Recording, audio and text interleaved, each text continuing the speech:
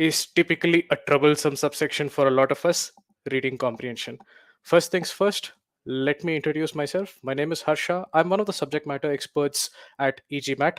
I typically look at verbal, and today I'm going to bring reading comprehension to you. More precisely, I'm going to bring to you a certain strategy that has helped a lot of e-GMAT students succeed on the GMAT, especially with regard to RC. Now, let me first tell you a little bit about who's supporting me as well. We also have Abhishek with us. Abhishek is another seasoned subject matter expert with a lot of experience. He's here to help us out with any query that you may ask that I may miss out on. We also have Sandeep here supporting us. With that, welcome to all of you. Why don't we get things started? Let's introduce ourselves. So I've introduced myself. I'd love to know a little bit more about you. Tell me three things. First, tell me who you are, tell me where you're from, and tell me about your relationship with reading comprehension. Do you like RC or do you not like RC? If you like RC, why do you like RC? What is it you like about it? And if you do not like RC, tell me about it. What is it about RC that you do not enjoy? Let's hear from you first, and then we'll get started with today's session.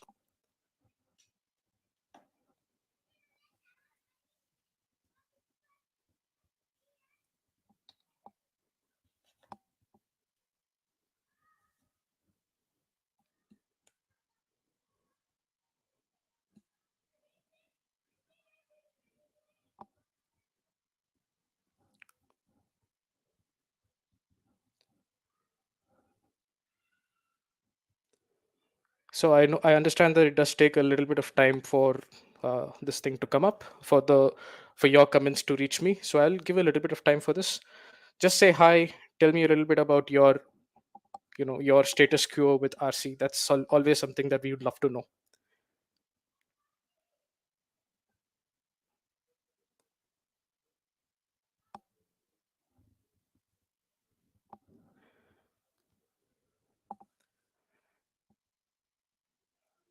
Hi, Japan from Mohali.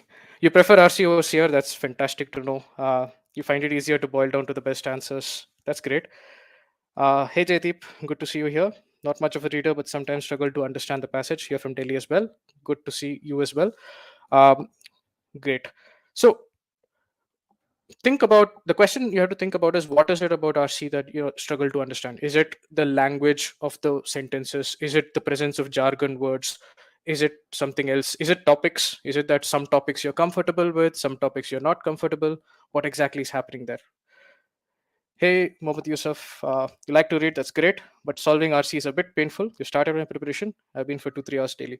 Will it be helpful for RC? Yes, what we discussed today should be helpful for you. I'm glad you're here. Hi, Kareem. Currently, you're living in Tunisia. That's great. Technical language, example, medical, scientific. That's a great point. So I already see a few important points here. For some of us, it's because of the language that is there. For some of us, it's the size of the passage. It is a bit painful sometimes to read those extremely lengthy RC passages. So the good thing about today's session is the strategy that we are going to discuss, which I like to call keywords, is something that is truly topic agnostic, and I'm going to show you that it is truly topic agnostic, and it is kind of designed for complex passages. Now if your passage is very very simple, you might be able to solve that passage pretty well, comprehend it pretty well without even having to apply a strategy like this. But it is when the passages get a bit more complex that you will really see the value of something like this. And that's why I say it is a strategy if you want to go hit that V40 plus level. So let's see who else is here. Hi, Galina. Just starting out studying for GMAT. Good to see you here. Hey, Arif. RC is time consuming. Yes, it can be a little time consuming, but hopefully the session will give you a little bit of perspective. Right. Now, let's get into specifics. I want to start off by making very clear what is it that you're going to get out of the session. I have I have one clear objective, that is to introduce the keyword strategy to you and to show you how you can utilize it to better comprehend RC passages. Now, I already use this when I deal with RC passages. It has helped me a bit, but I want to bring that to you. Now, by the end of the session, I have some specific goals in mind which I want to achieve. By the end of the session, by in the 2 hours that you spend with me, you should get a fantastic idea of what I mean by keywords. That's one. I want to help you build a radar for keywords so that when you read these RC passages, it's not just that you're just reading it, you're able to figure out when you come across these keywords. Now, once you figure out what keywords are, then comes the real fun. how do you use keywords to improve the comprehension of the passage? That's something that we're going to deal with. And finally, it's most fun when we do it on a real passage. So we're going to solve a 700 level RC passage and apply the keyword strategy. I'm going to illustrate to you how to do this, and hopefully you guys should learn something from the experience. All right. So very quickly, the structure of today's session. We are going to start off by solving the passage. I'm going to give you what I believe is a 700 level passage. You're going to solve the passage. That's step one. And feel free to use however you solve it, and let's have fun with it. Once you solve it, then I want to introduce what we mean by keywords. I'm going to introduce the keyword strategy to you. There's a little bit of theory, bear with me. We'll then do a bit of exercises to build that further. Once you get an understanding of what we mean by keywords, then you will resolve the passage, and hopefully, at least for some of you, you will see a difference between your first solve and the second solve, because your eyes are catching some of these words, which can help you. Now, once you resolve this, we're not going to leave it at that. I'm going to show you how I would have solved this passage, or rather how I solved this passage using the keyword strategy. So we will discuss the passage. I hope this sounds like a plan. I hope you're looking forward to this. Let's get right to it. So there is only one rule to remember, guys. And I do want an interactive session. Do interact on the chat, but don't put answers on the chat, because that really messes things up for some other students. You put an answer, somebody else looks at that, and it biases their thinking. So that's the only thing I want you to avoid. Otherwise, feel free, go crazy. Let's have fun. So the passage is going to be on your screen. In terms of timing, I'm going to give you 9 minutes in total. So this is a passage which typically should take between 3 to 4 minutes. I'm going to give you 4 minutes, and then one question per minute, which is a standard time. So I will give you a warning when I'm at that 7 minute mark and all. But overall, in 9 minutes, you should be done with the 5 questions of this passage. All right. With that, let's get right to it. So Abhishek, if you can make sure that the poll is shared, the first one. Here's the passage. Let's meet in 9 minutes. If you guys get done sooner, of course, we will take the discussion forward sooner.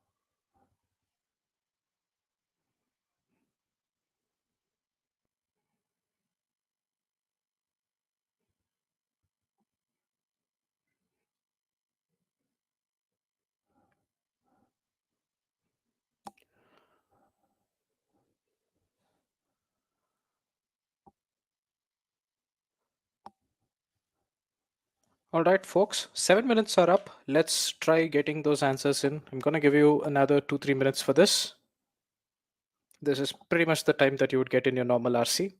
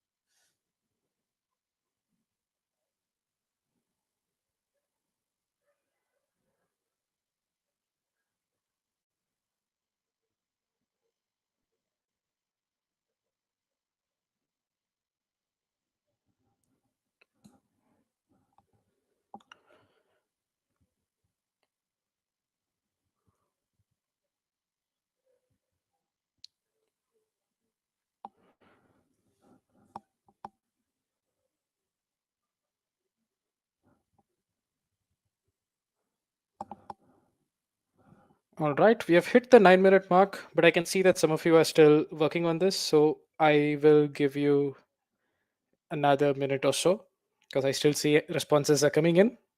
But let's try to wrap it up in 1 minute.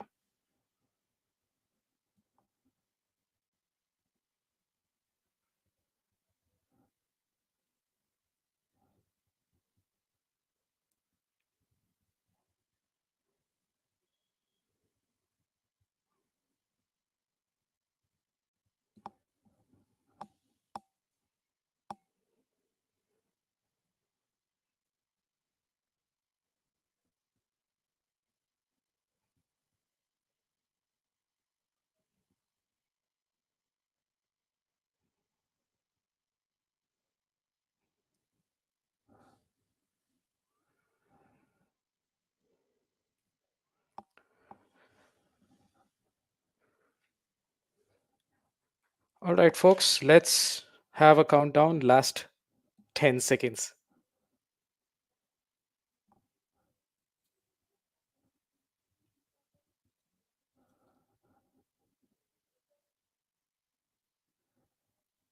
3, 2, 1, and take your best guess for those of you who are still trying to figure out what this passage is all about. And let's freeze this. All right, folks. So let's hear from you on the chat. How was this passage? How was the experience? Did you find it easy? Did you find it tough?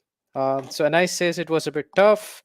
Um, to answer some of the questions, Karthika Station, that's a very interesting name. We will come. I'll make you resolve this passage and the questions in a while. So that's why we're not, really giving out the answers yet. I want you to apply a certain process. So you found it tough. All right. Jaydeep, I'm just going through your earlier comment. I struggle on detail-oriented questions because I skip a bit. Yeah, skipping is one of the things that personally I'm not a fan of. It really doesn't help you much as far as GMAT is concerned, because when you skip, you have to make a judgment of whether what you're skipping is the right thing to skip. And honestly, most of us are not in that position to make a very good judgment about that. So I believe in reading the passage entirely, right? So confusing options, tough. It was on the tougher side. Uh, Abdul says English is not my current language. That's fine. If it's not your current language, it's good to work on it. Start reading things a little bit. It will help. This session should take away your fear of things like jargon words. You will always have unfamiliar words. What we are discussing here cuts across. So you should find something useful here, hopefully. All right, so let's kind of get into the analysis mode. You guys solved 5 questions. and I do see that it has been a little tough. Um, so let's talk about accuracy, or at least let's talk about the answer choices chosen, and see where we are. With regard to question one, it was a toss up between two of the options, and it, the accuracy I would say is less than 50%. It's around that 40% mark, give or take. With regard to option question number two, um, again, a lot of varying option choices. I see pretty much every single option choice has been chosen. A is popular, C is popular, uh, D is also very, very popular. So again, the accuracy is definitely less than 50%. In fact, let me do a quick calculation. So the accuracy for this one is around 30%, I would say. So this group has found this particular choice a little, this particular question a little tough. Let's go to question number 3. Which of the following is mentioned in the passage? And again, uh, less than 50% accuracy again. So obviously this passage has been difficult for quite a few of us. The accuracy is around that 35% mark, give or take. Question 4. Question 4 we have done pretty well. So we have an accuracy that's around 65% here, which is great. Good to see that. And let's look at the last one. And last one again, good accuracy. Uh, Pretty much the same. You have around 60 to 65% accuracy with this one as well. So question 4 and 5 seem to have gone well in general. Um, Questions 1, 2, and 3 have been difficult. So that's the overall sense that I'm getting. So most options had a similar tone. Yes, there are traps there, and we're going to discuss that today. So I'm going to introduce keyword strategy, but as a bit of motivation for that, just want to make sure that the stat is clear. And that is the fact that in the last 2 years, since 2021, pretty much, e-GMAT has accounted for roughly 60% of the 700 plus scores. And that's basically 3 out of every 5 700 plus verified scores are coming from e-GMAT. And when you talk about why that happens, a lot of it comes down to the processes that we teach, the methods that we teach. And in CR, we would talk about pre-thinking. With SC, we talk about the meaning-based approach. All that is there. With RC, we have something called reading strategies. And what I'm bringing to you today is one such strategy, one of the important reading strategies that we teach. And hopefully, that should be a little bit of motivation for you to make sure that you listen to the theory that's coming up right now. All right. So, very quickly, a quick crash course for you on keywords. First question to ask: what exactly do we mean by keywords? So, think about your RC passage. Every RC passage has a certain person called the author of the RC passage, right? Now, typically, there are certain very simple words or phrases that the author uses for either of two purposes. Oftentimes, the author uses a specific word or a set of words to communicate a specific meaning. And we're going to see examples for all this.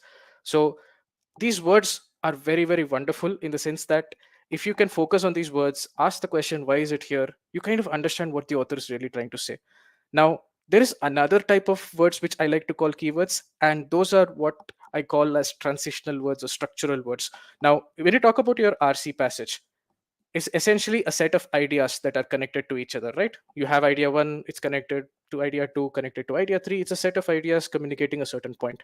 Now, invariably, because the language has to flow naturally, it has to be a seamless transition from one sentence to the other, from one idea to the other. The author uses some words to make that transition smoother so that logically the passage reads as a very coherent unit. Now, these words are also fairly simple and incredibly important. If you can ask the question, why is it here? Again, you will get an understanding into what the author is trying to do. So that's fundamentally what keywords are. Either they communicate a certain specific meaning, the author has put it there for a reason, or the author is using it to make the passage a little more coherent and structured. So is that clear? I hope that is clear. That's fundamentally what keywords are. Now, the question that you might have at this point is, hey, firstly, what do I mean when I say the words are simple enough to understand? Are they really simple? And you might also be wondering, how does this work when you have topics like the humanities or quantum physics? Will it still work? To answer that question, I've taken a couple of examples for you. These are OG passages. In fact, these are 700 level OG passages that I've also solved. And these words that you see that are highlighted here, these are some examples of what I like to call keywords. Now, I don't want you to read the passage. In fact, this passage we do discuss in our free session, which we do on the weekends as well. Now, focus on those words that I've highlighted and tell me one thing. Are these words complex or are these words simple enough to understand? That's the first question. The second question is, let's talk about the topic.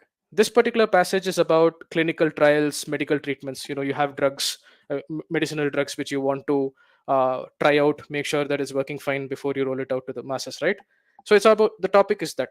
Now look at these words and tell me, are these words extremely centered on on the actual subject matter, or are these words topic agnostic? Now, that's what I really want you to understand. These words are simple enough to understand, and these words are completely topic agnostic. I'll give you another example, and this is actually one of my favorite passages. This is yet again a 700 level one. Some of you who have cleaned up all the OG resources, you might remember this one as well.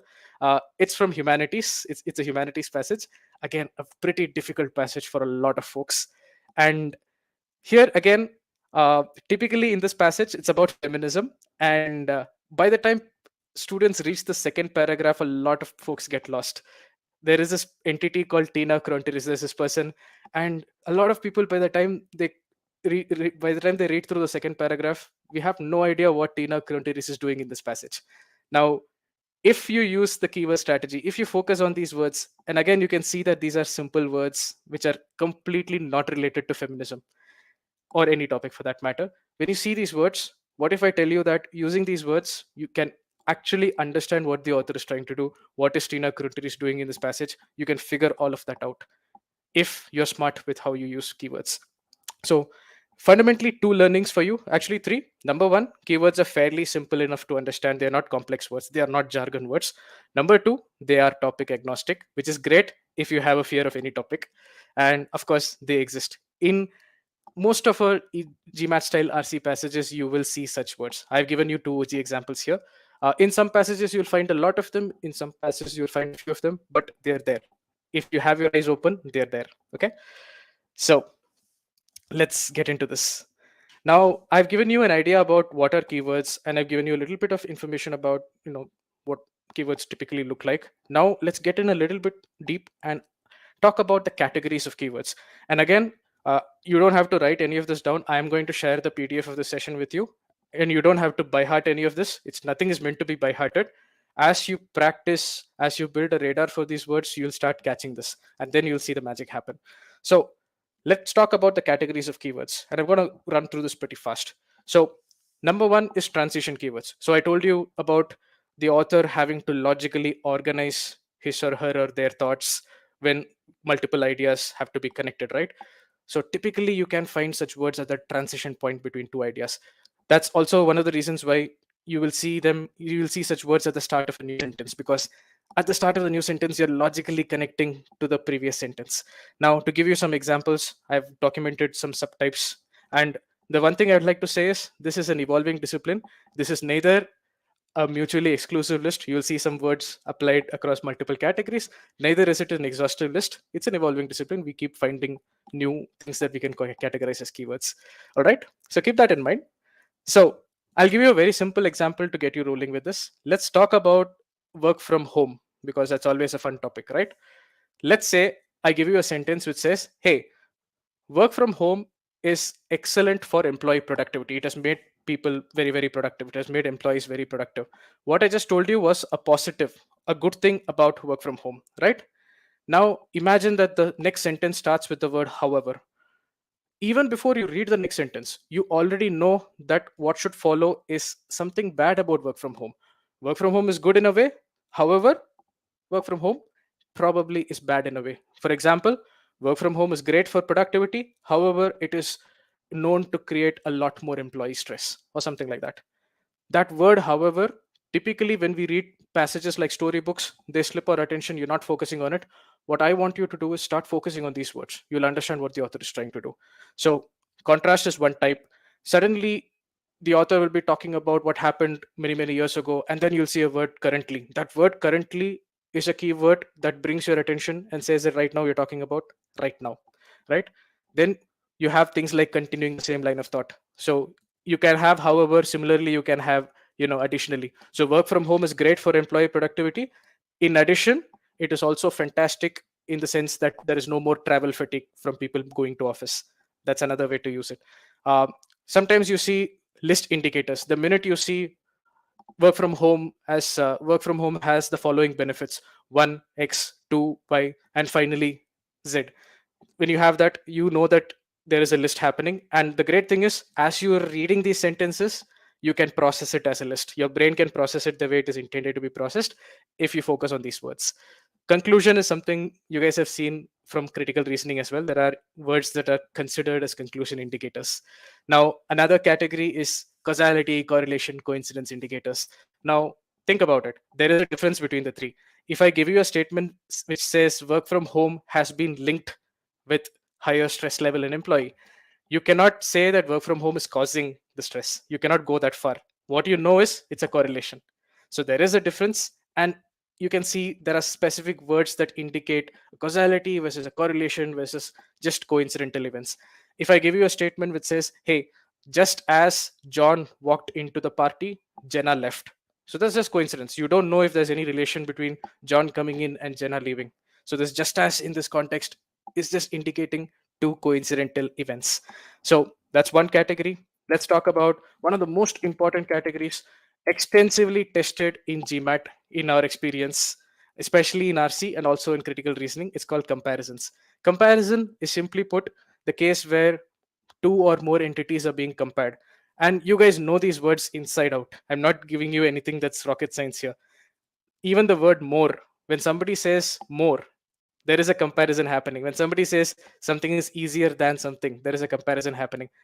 Pay attention to comparison. Keep your eyes peeled for comparisons. They're super important. A lot of trap answer choices rely on this. Now, um, one of the questions that I floated earlier with regard to in the run up to this session was about a viewpoint indicator. There are certain words you'll see in the passage that indicate the author's view or a third party viewpoint. Now, for example, when you see a sentence which says the scholars argued that, so it is a scholars, they're making a certain argument. It's the scholar's view, clear indication. And then you'll see a word like mistakenly or justly, and we're going to cover this with examples, so I'm not delving into this right now. Let's talk about the difference between certainty, likelihood, possibility. Now, there is a difference between the possibility of something happening versus the likelihood of that event happening being high, or what you call as high probability, high chance, something being probable. And there's a difference between something being certain, will definitely happen. And as you can see, there are certain words, the minute you see these words, your brain should get triggered. You should be thinking, oh, can means it's just possible. There's no guarantee that it's going to happen. I want your brain to start thinking in that direction. Then there are certain words which I like to call emphasis keywords. They emphasize a point that was previously made. Now, I can give a very quick example.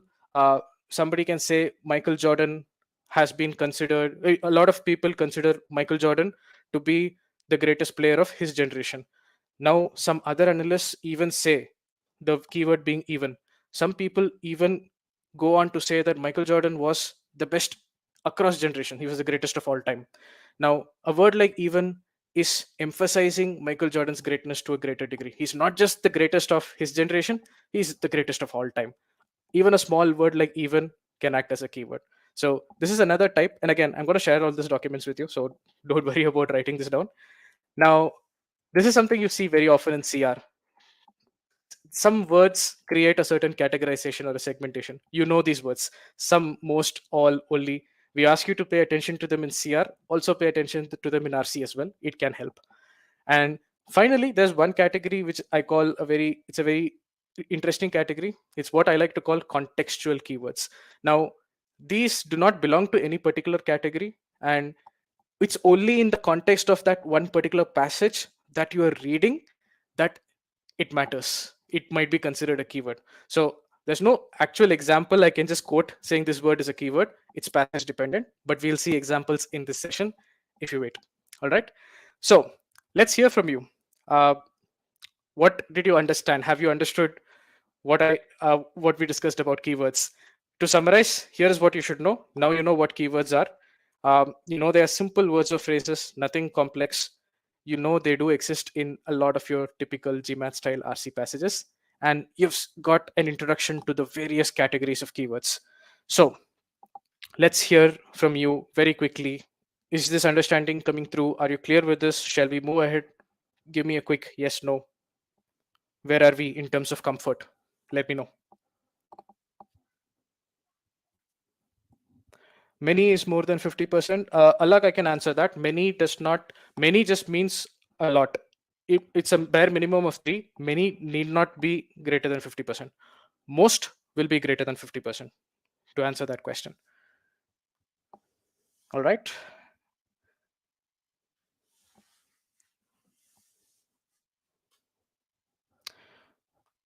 Any other?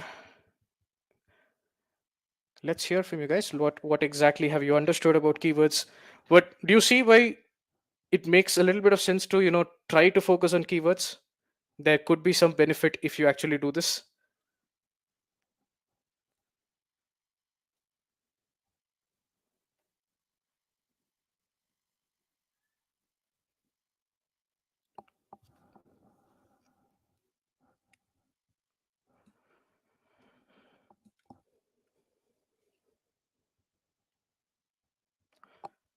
That's a good question from Jaydeep. I'll take that. Thoughts on if statement as a keyword?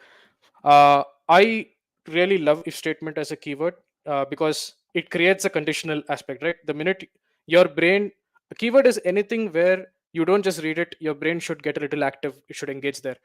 If condition also fits that criteria. Absolutely go for it. Be a little careful when you see an if condition. Perfect. I agree with that. Right? Got it. We could discuss words like evaluation. I think one of the answer choices has evaluation. So when that comes in, I'll be happy to take that as well. All right. So what's next? I have given you a brief introduction to keywords. Now let's talk about how to build that radar. Now, when you talk about building a radar, again, none of the things that we are trying to teach you here is hacks or shortcuts. No, these are skills that you have to build. You have to build an eye for that. You're never going to get the same passage that we discuss here or the OG passage that you solve. You're not going to get the same thing in the exam, guaranteed. It's about building the skill to look out for these kinds of words. So, how do you do that? The first thing is if you have the tendency to skip or skim or rush, stop that. It's bad for all of verbal, not just RC. You have the test. There is a time aspect to the test, but we are given enough time to do well, right? So don't get into this habit of skipping or skimming. Now what that means is don't read RC passages the way you read storybooks. No, you have to really put in that effort to process the details, right? So read slowly. Now through the categorization that I've provided, you have an idea of what to look for, but to build this radar you need to practice looking for keywords on a few passages without time constraints. You cannot solve for ability, you cannot build ability, or you cannot build skill under time pressure. First you have to build it without time pressure. So minus time pressure, take a few passages, take passages that you have solved before, look for words like this. That's how you should get started. Then you start with questions or passages that you have not solved before but without any time pressure, and put in a difficulty aspect. Start with easy, build your way to medium, build your way to hard. Once that radar has started kicking in, you start to notice these words, only then you introduce time constraints. So very, very, very important, because in these 2.5 hours I can give you the content, but the habit has to be built, right? That's important. Now, let's do a fun exercise, a very quick exercise, and this will further illustrate my point about how we utilize keywords. So, here is a question. Abhishek, let's have the poll on the screen, or poll on the chat as well. And again, it's a very small question. This is from an official passage. I've just taken out bits and pieces of the first paragraph to create this question for you. Let's have fun with it. And it should not take you more than a minute. It's not very long.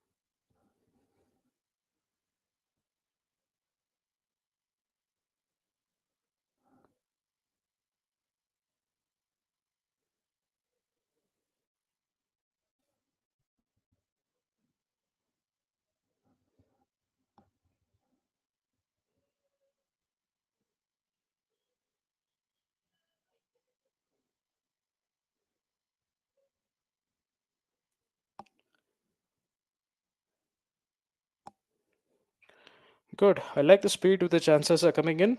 I'm going to give you another 15-20 seconds for this.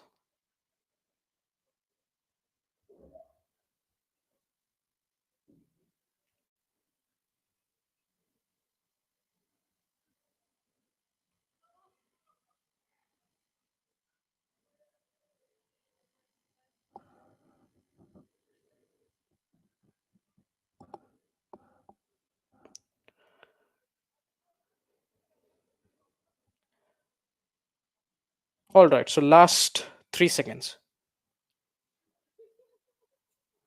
All right. So good job. So the results are very, very interesting, by the way. We have 50% of the people here choosing option B and 50% of the people here choosing option C. I'm happy that none of you chose option A, which is absolutely wrong. But you can see something happening here, even in a small passage such as this. So, what's happening? What is the right answer? The correct answer is statement 3. First, let me tell you why statement 2 is wrong. You guys already know statement 1 is wrong, but let's discuss statement 2. Now, it is definitely true that companies favor supplier partnerships for indirect purchases. That part is true.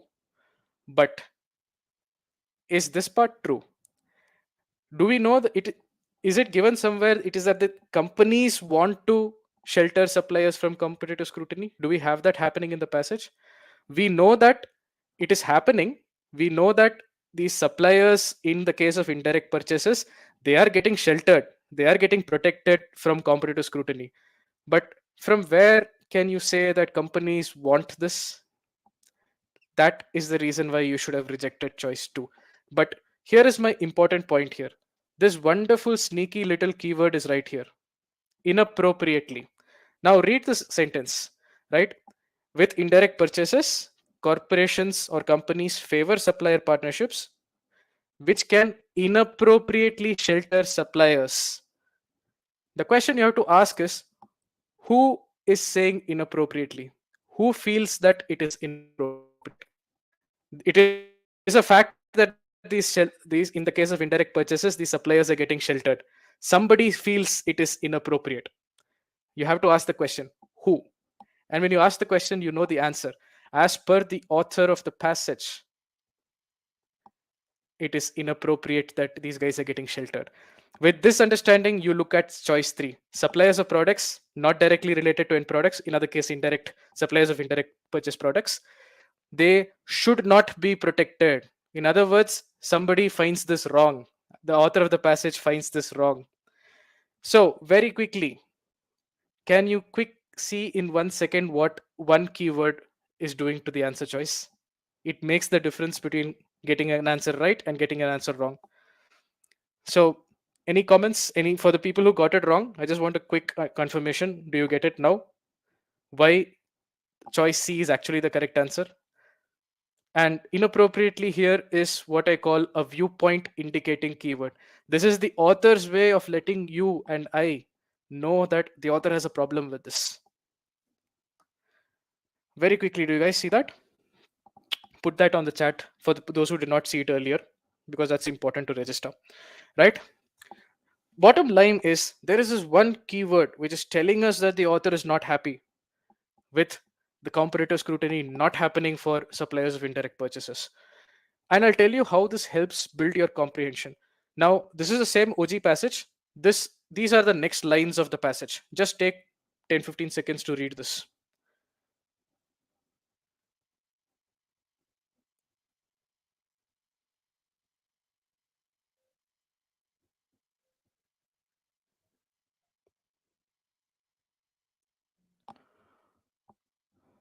Now, when people read this sentence, there are two categories of students. There's one category of student who saw inappropriately. They figured out, they spent a second, okay, this is the author telling me this is bad. This should not happen. Those guys, when those folks read this sentence, they understand the why aspect. By why, I mean, why is it that suddenly this author is talking about independent variables, evaluating feasibility, putting these suppliers also through competitive scrutiny? The question is why. You can understand the why. For the people who do not understand this, who are looking at this without having that understanding, It's just that, oh, this passage talks about direct purchases, indirect purchases. Then we are told that what indirect purchases, what comparative scrutiny is, all that is given to us. Now the author talks about, you know, just like that, the author talks about putting suppliers through comparative scrutiny for indirect purchases, but you don't get the why. You get an extra 5% to 10% better at comprehending if you are able to figure these small aspects out. You understand that the author is absolutely not happy with the way things are. That is why the author himself or herself or themselves, they're suggesting, hey, this is how you should do comparative scrutiny. And there's another keyword here, should.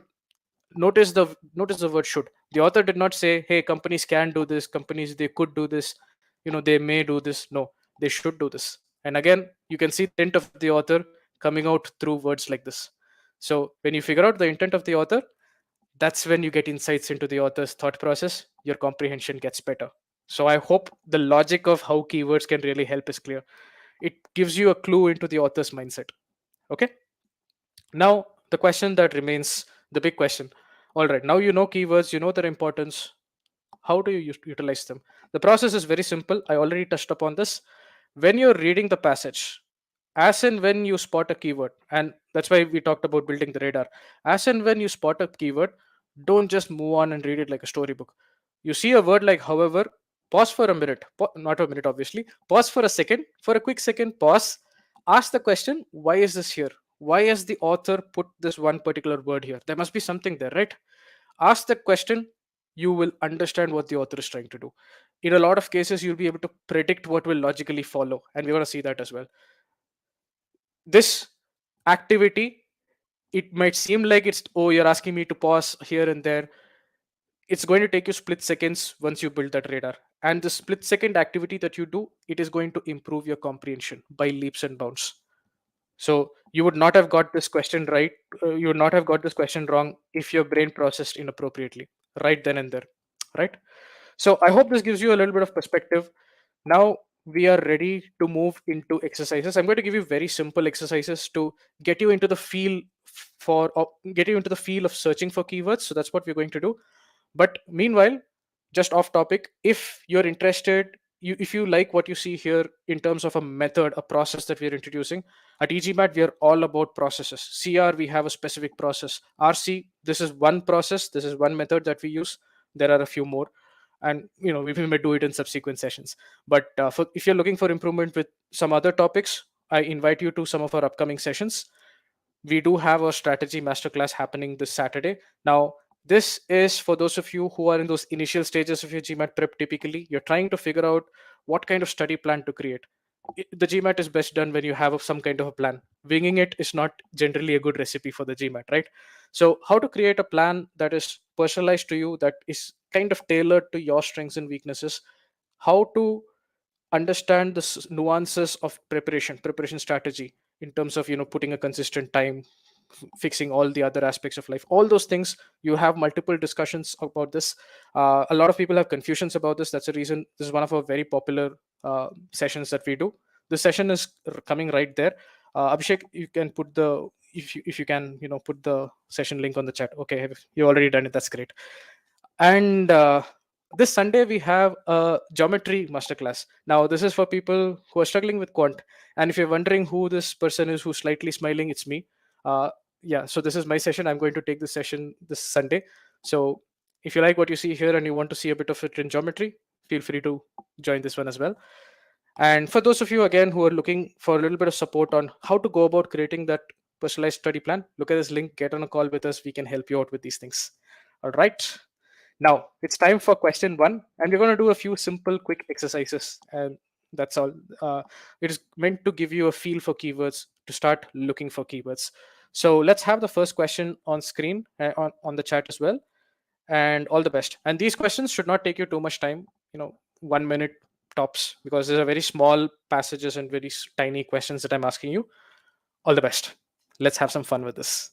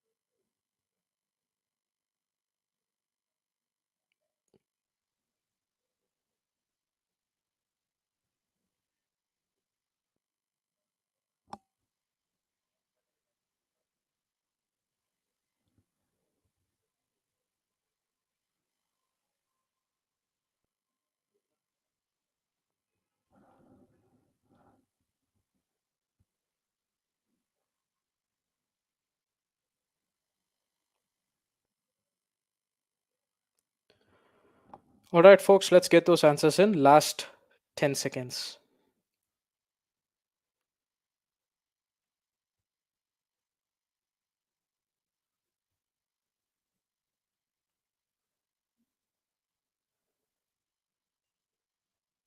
Three,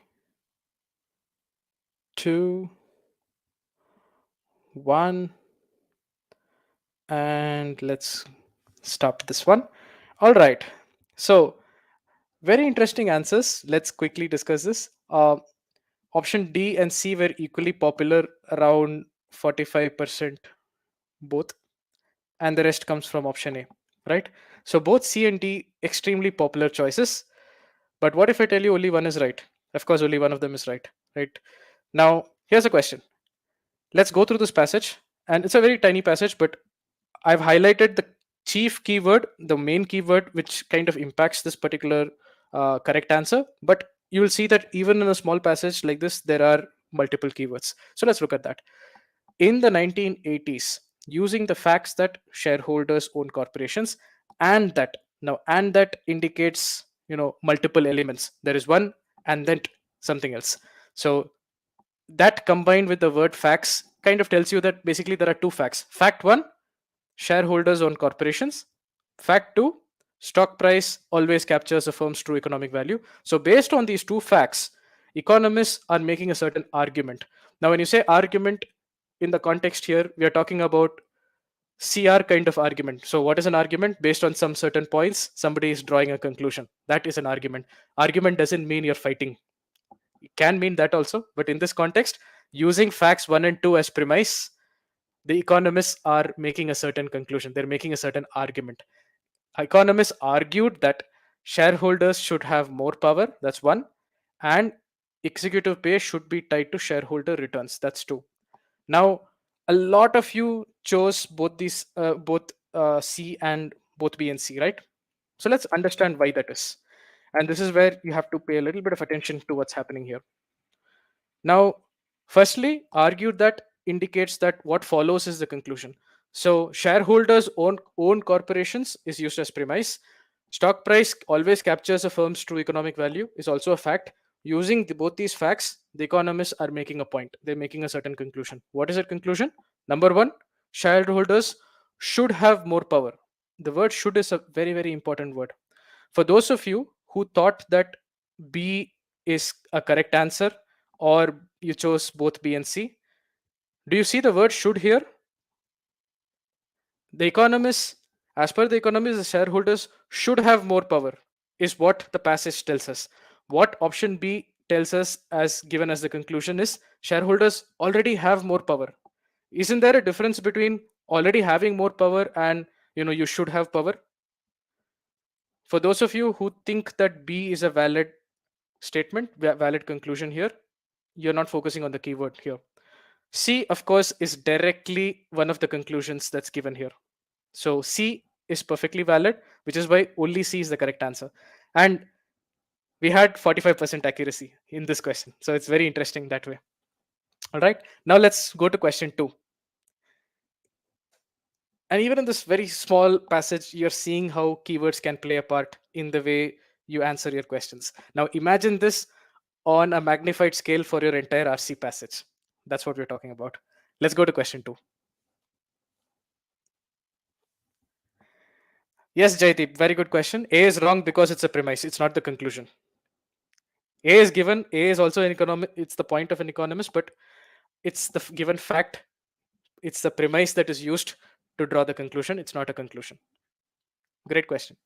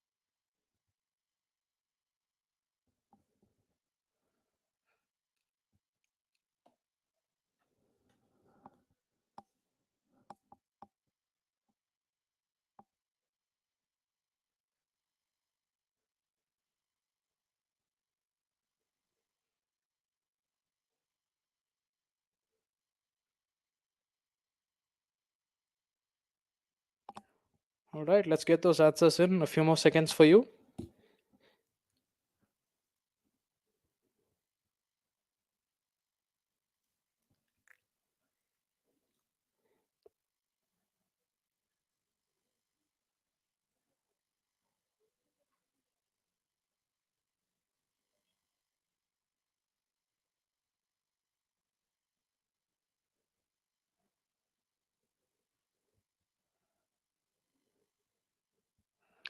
All right, folks. So last 5 seconds, and then we'll move on. You can see that most of you are done with this.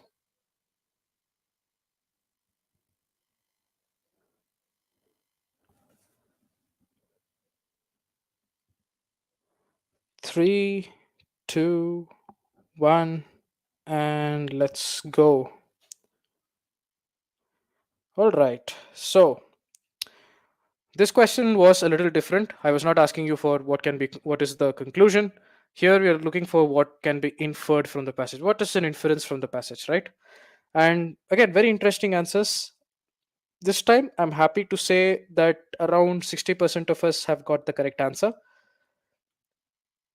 And let's discuss this. So, again, what's happening in this particular passage? So, in the 1980s, economists began arguing. So, at that point, they started making a certain point. And what was that point? That, hey, shareholders own corporation, and that, so this is a point one, and this is a point two. So, shareholders own corporations, and stock price always captures a firm's true economic value. Great. Thus, so conclusion based on these 2 points, there's a conclusion being made. Notice all those keywords. Thus, according to them, so according to who? Who is them here? Economists. So, according to the economists, shareholders should have more power over corporate boards, and executive pay should be tied to shareholder returns. So, here the answer choices are very interesting. The question is important. What can be inferred from the passage? Now, when we say what can be inferred from the passage, here's something you should understand. We are talking about what is it that is true as per the author of the passage. We figured out that there is this person called author who writes the passage. What can be inferred from the passage means something that is 100% true according to the person who wrote the passage, the author. Is something that is true as per the economist, something that the economists believe to be true, which is an opinion held by the economists, is not necessarily something that the author believes to be true. And that's a learning point here, which is why options A and B are both wrong, because both these points, stock price captures a firm's economic value, it's not the author telling you that. It's the argument that is being made, it's the opinion of the economists, right?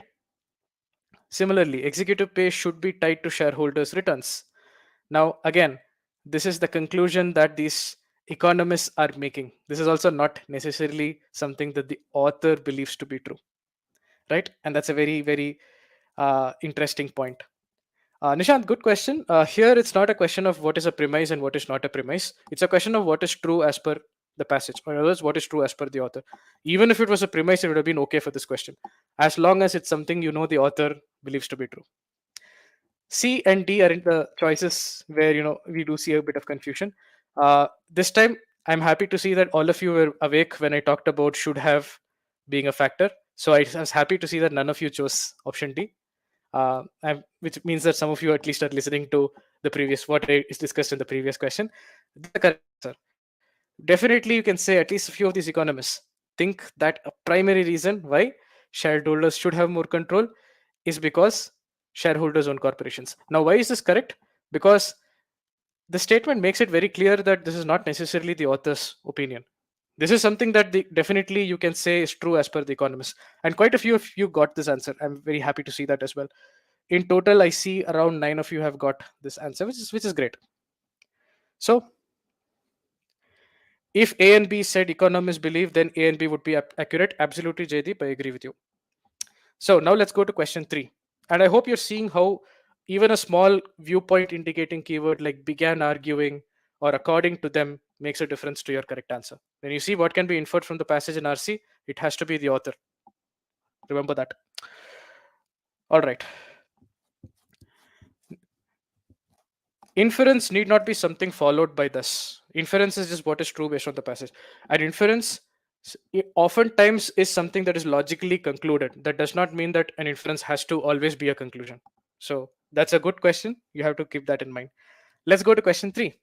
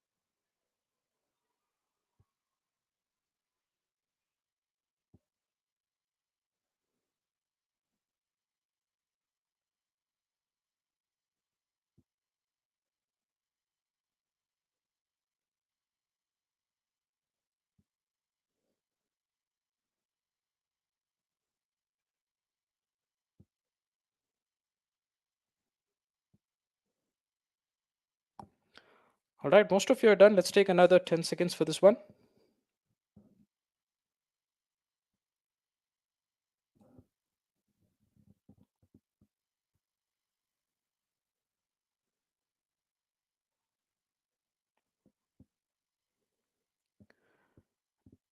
All right, last 5.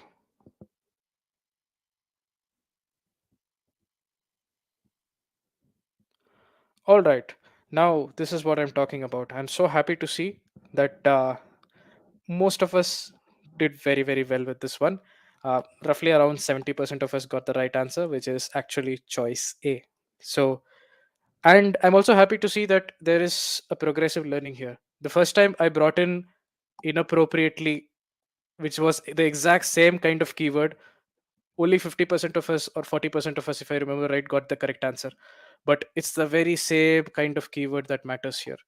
So if you really think about it, it's just this one word, justly, which tells you that there are these researchers who say the drug levels were so low there is absolutely no danger at all. Feel free to consume this water.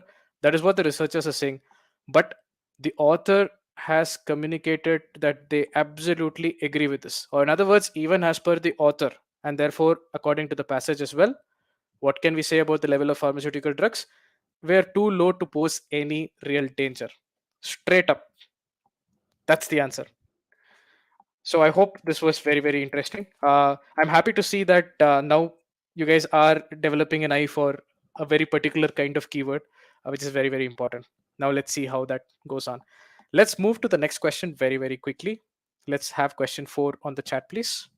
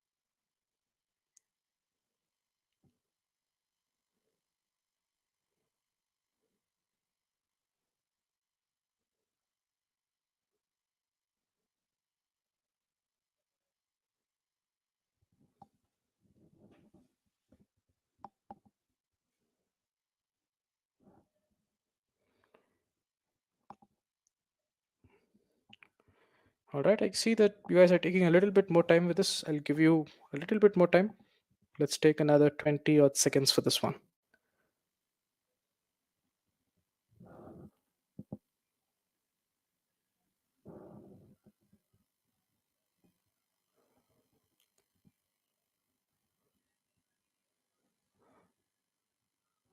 All right, so last 5 seconds. 3, 2, 1, and great. So good job again. Now we are getting a feel for it. 75% accuracy here, which C is the correct answer.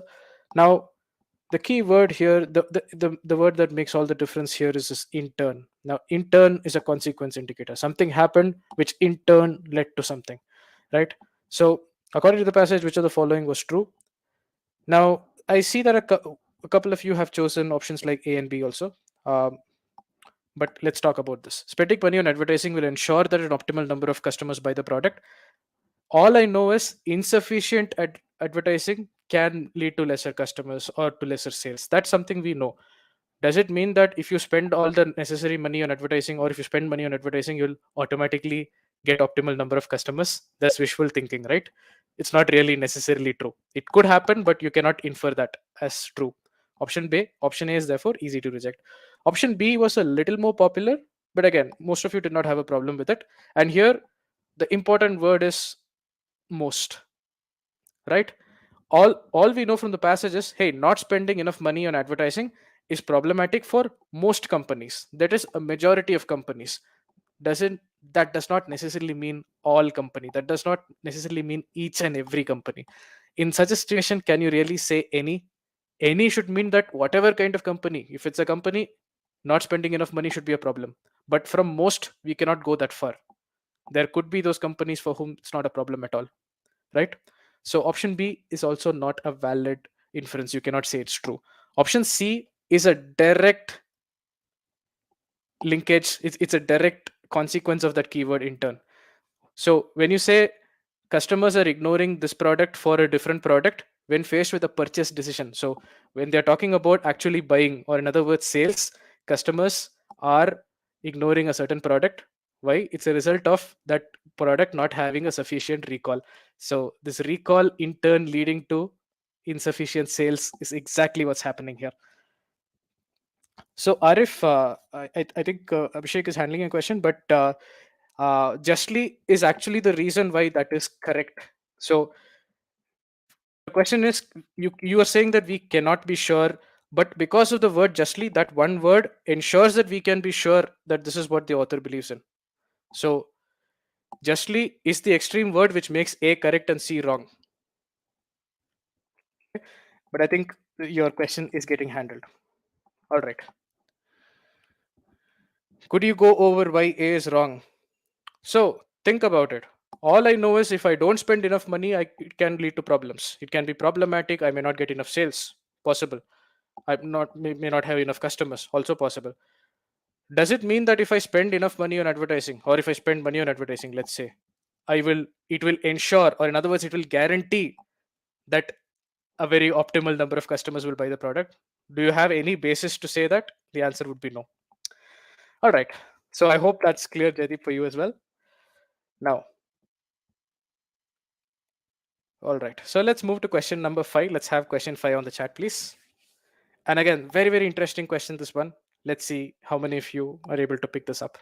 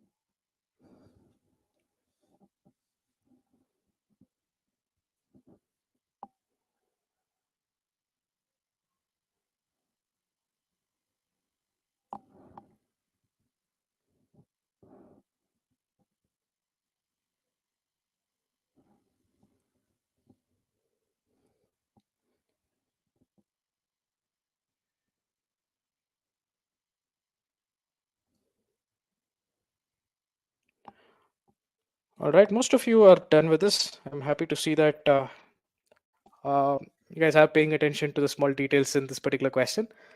Um, let's wait for a few more seconds. Let's wait for another 10 seconds.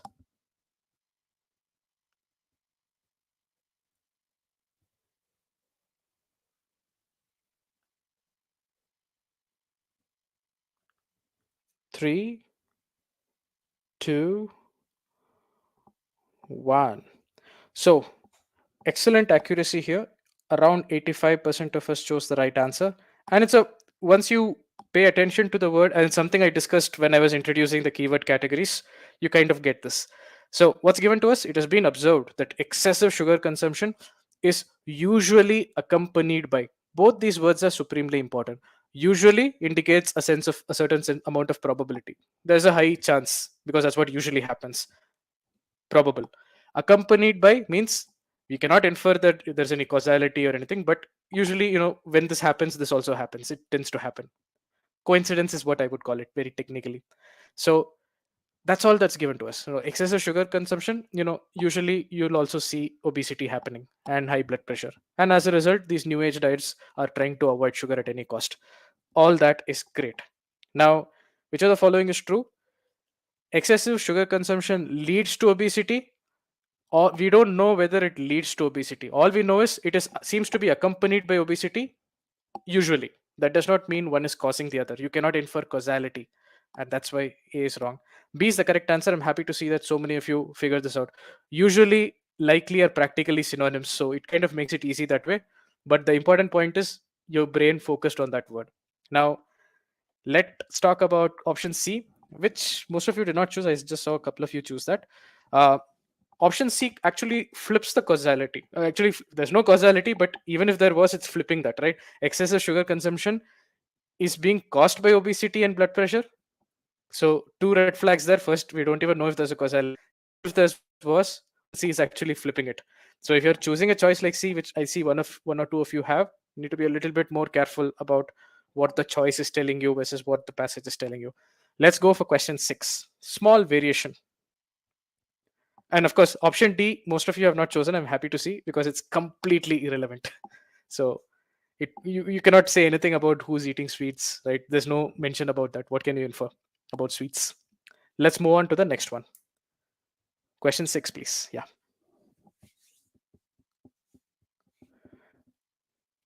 Jaydeep, to answer your question, it does not say that both happen, one happens first. All we know is they're accompanied. One happens, the other happens. You cannot say which happened first. We cannot go there.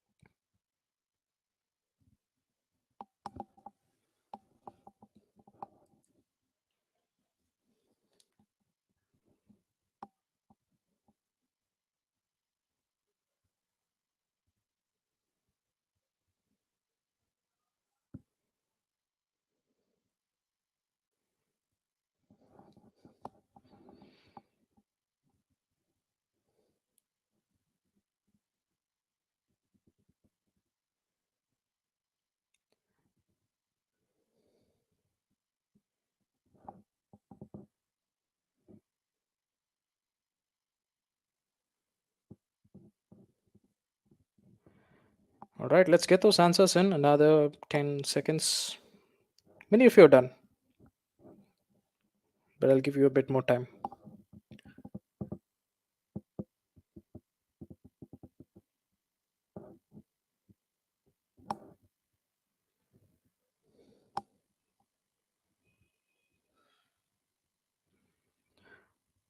All right, so last 5 seconds.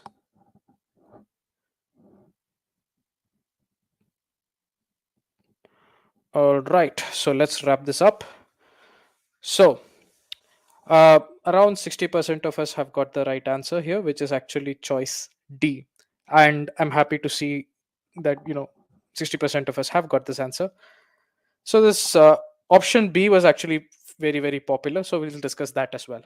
So, The only difference is now we're not talking about excessive sugar consumption usually being accompanied by obesity. Now we say, hey, it can be accompanied by obesity. The minute you say can, it indicates that it's possible. You cannot even say it's probable. You cannot say it's certain. You know, it's possible that excessive sugar consumption is, accompanied by obesity. It happens. Along with sugar consumption, you'd also see a person being obese. That's the maximum you can say based on the passage, right? With that, again, option A gets into causality, which we really cannot infer. Option B, which is actually the choice that was popular, you can see the difference. The minute you use the word likely means the same as what we saw in the last question. Likely means this is what usually happens, this is what is likely to happen. But that's not what the passage tells us. Probability is not what the passage tells us. All we know is possibility.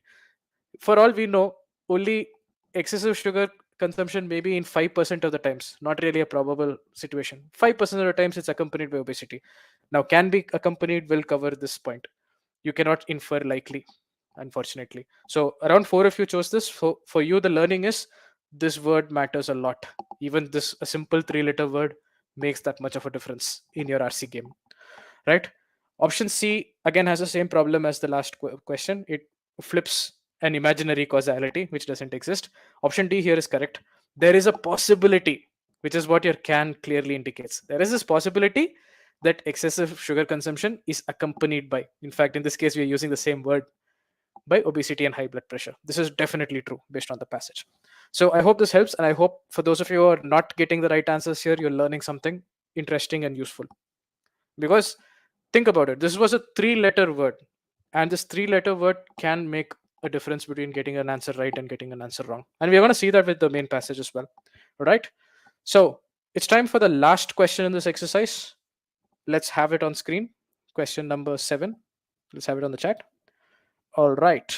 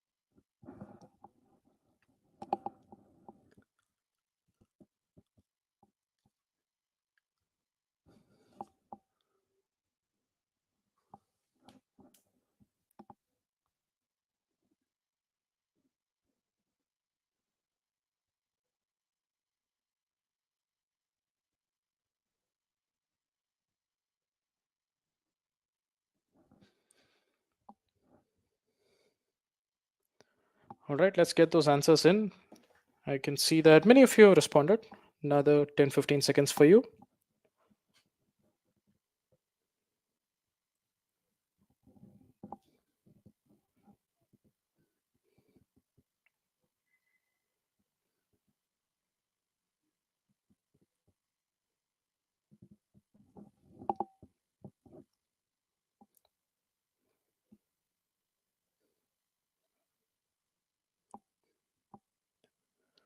All right, so last 3 seconds. All right, so let's pause this one. Umang, yes, we're going to discuss the answers anyway. Anjana, yes, will there be a recording? So this is a YouTube session, so pretty much after the session is done, it will be here for posterity. So don't worry about that. All right, so now this is an example of something that I have found to be very, very important as far as RC and CR is concerned, and that is comparison. My advice for you is whenever you come across a comparison, whether it's a CR argument or an RC passage, Pay attention to it. Figure out what are the two entities being compared. That's number one. And what exactly is the comparison? What is greater than what, or what exactly is happening? Figure that out while you're reading the passage, whether it's your or RC, your life will be much easier. Now, here it's important to understand what are those keywords. So, taller than, heavier than, and live longer than. You're talking about humans being compared to their ancestors. I'm being compared to my grandfather or grandmother, and my great grandfather, grandmother, and so on, right? Humans are being compared to humans. I see that a couple of you have chosen option B here, which says, which of the following is true? Humans today live longer than some other species. Now, that might be true in real life, but is it true based on the passage? Do we know anything about humans versus other species based on the passage? No, because the passage does not even talk about humans versus some other species. It may be true in real life, of course, but for based on the passage, can you say anything about this? No. Some other species is completely out of scope. Now, some of you also chose option A, which says humans today have a lengthy lifespan. And for those of you who fell for this, you fell into the classic comparison trap. All I know is humans today live for long, in terms of life, they live for longer than humans of yesterday, say grandparents, great grandparents, etc. That doesn't mean that in absolute terms humans have a healthy life. Um, Replace this humans with some other species, just for example, and let us say that uh, that species, their ancestors, they used to live only for 5 years, but this species today lives for a longer period, so they live longer, so they may be living just for 7 years. Now, in reality, this 7 years may be peanuts.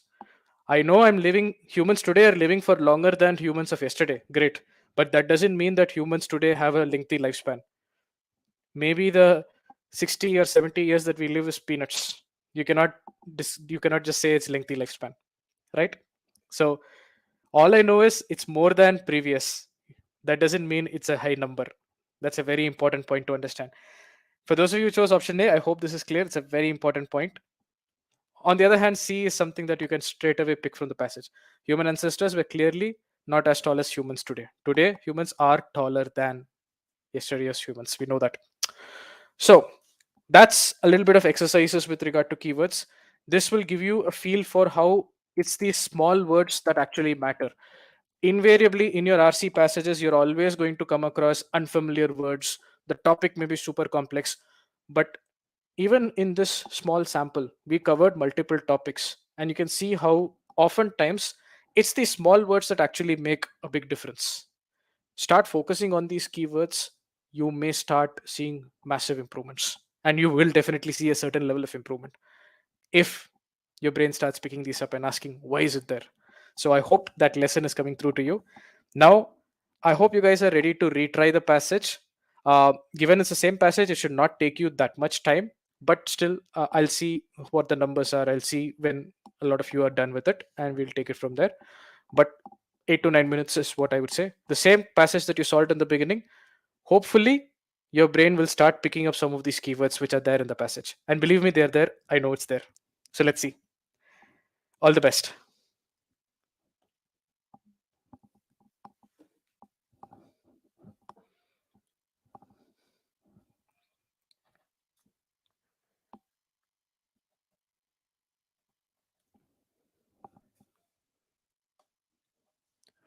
Umang, just open that form that's shared on the chat. If you open it, it will open for you.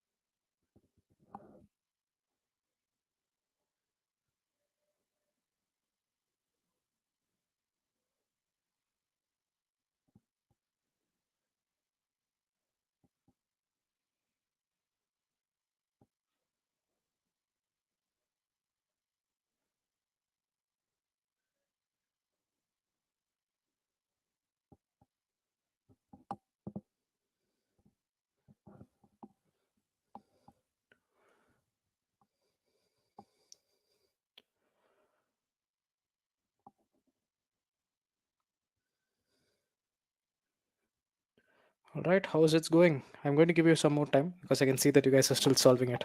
Carry on.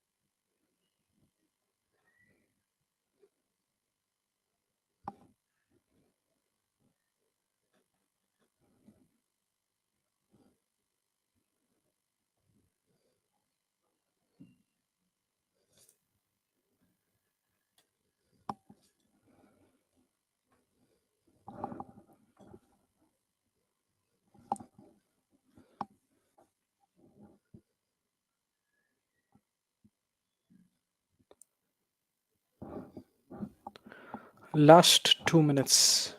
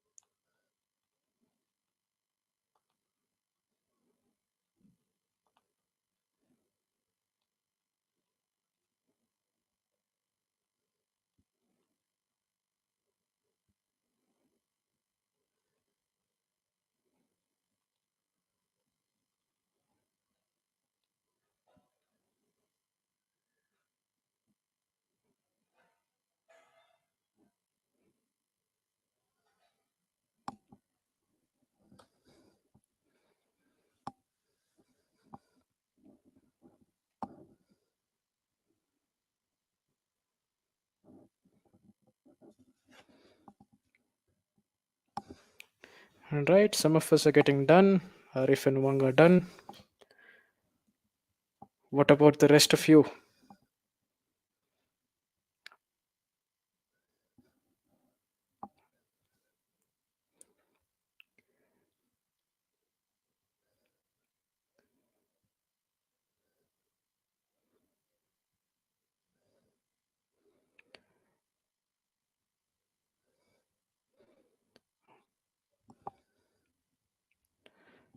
I'll grant that time, Rishabh.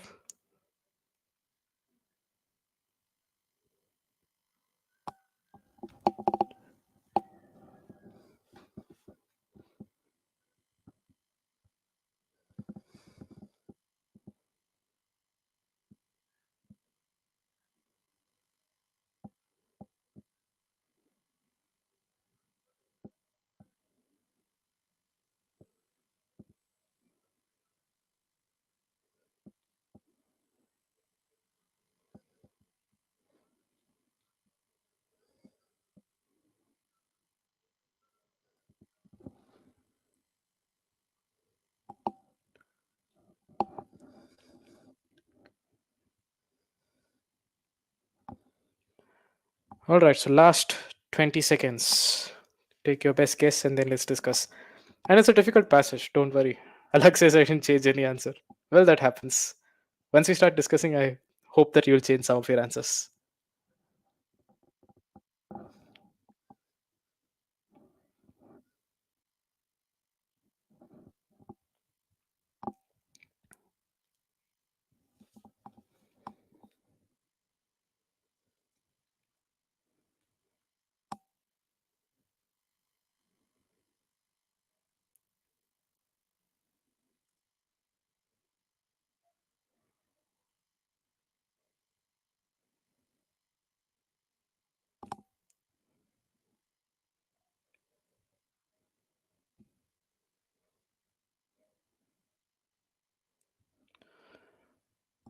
All right, folks. So let's start discussing this. Nishant, yeah, it is a tough passage. Do not worry about that. And but I, in the explanation that follows, what I'm going to do is I'm going to show you specifically how, by focusing on some certain keywords, you'll find it much easier. All right. So let's kind of document the results now. Let me let's talk about all of these questions. And now we're going to discuss the answers. You're going to see how I solved this passage the first time I solved it. All right. So there's a slight improvement with regard to question one. Earlier we had, if I noted this down correctly, around 40% or 45% of people who got it right. Now I see that number is a little higher. It's somewhere in that 48 to 50% mark. So slight improvement with question one, which is a tricky question, by the way. Let's talk about question two, which earlier had 35% accuracy. So this one is slightly up, not too much, because it's still tricky. Question two, there is a decent improvement from 35. We are almost at 50. So you can say roughly 45. So there's a 10% improvement here as well. Question three, which was also earlier at 35%, which was a tough question earlier. This question is still tough. I can see that we have still struggled with this. So it's pretty much at the same. So I think this is what Alak is talking about, right? I didn't change the answer at all, right? Now let's talk about question four. Question four earlier also we had done well. It We had got a good 65%, and roughly that trend is there. I don't see any problems there. Let's talk about question five, where earlier again we had around 65%, and I can see that we've improved a little bit. I would say now we are closer to that 70% mark. So so slight improvement here, decent improvement here. Question three, we were almost pretty much the same, not really much improved here. Here, slight improvement in both of this. So good. Now tell me, how was the experience? At least for some of you, did you start seeing keywords? That's something I really want to know, because that's what the session is all about. It's still a difficult passage. We still have to, go through some of the choices. But did you guys start seeing some of these words that we talked about? Let me know, because the passage is full of them.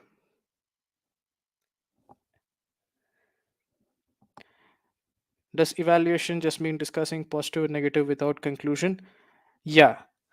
So I could be evaluating whether or not to, you know, put robots in my warehouse. After the evaluation, I will take a decision. Though that final conclusion or that final judgment is not technically part of the evaluation. Evaluation is assessment.